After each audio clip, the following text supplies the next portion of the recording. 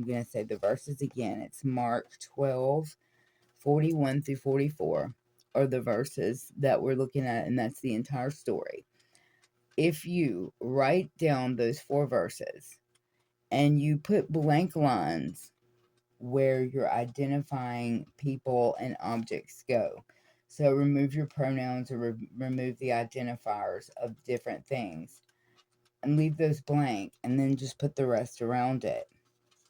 So I'm going to do this little exercise for you, and I hope to have a PDF ready and on the description. And if I don't get to that, I'm not sure if I'll have time to, but I would like to have this available for people to use, because it was really revealing to me to look at it this way and to come up with an example to use for you guys. And I think you'll get it once I use the example. This is the Southern casserole example, is what I'm going to call it. This is basically just the text, but I'm going to change the identifiers for you.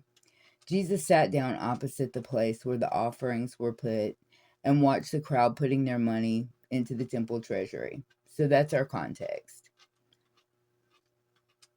So many of the church ladies threw in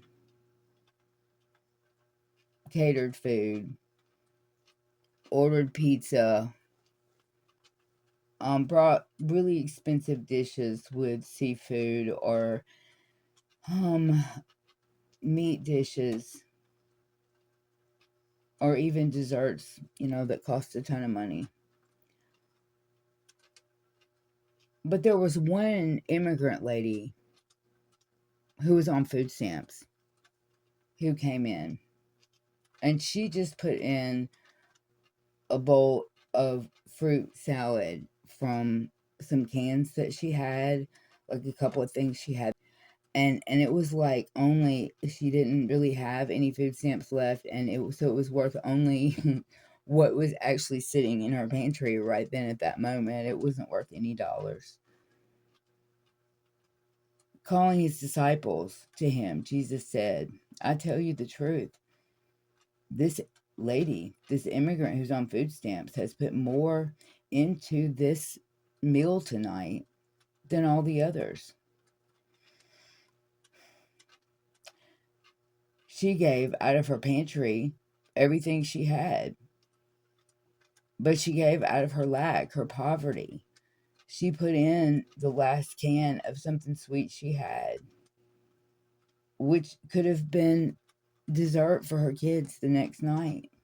You can see how if you change those variables in this story a lot, I just want you to have this in your pocket as a giver who's using discernment and who's walking around in the world out there. Understand who you are, and also understand what is happening in the world, in society, and understand what Jesus actually said about those things. And this might give you a tool to use out there. The story of the widow and the 2 pennies, or the 2 copper coins, from Mark 12:41 through 44. Look at it and play with that a little bit when you do your own personal study, and see if that might help you with some endeavor that you're taking on right now yourself regarding adult education or youth education or something like that, because it could be really helpful, I think, for a lot of people.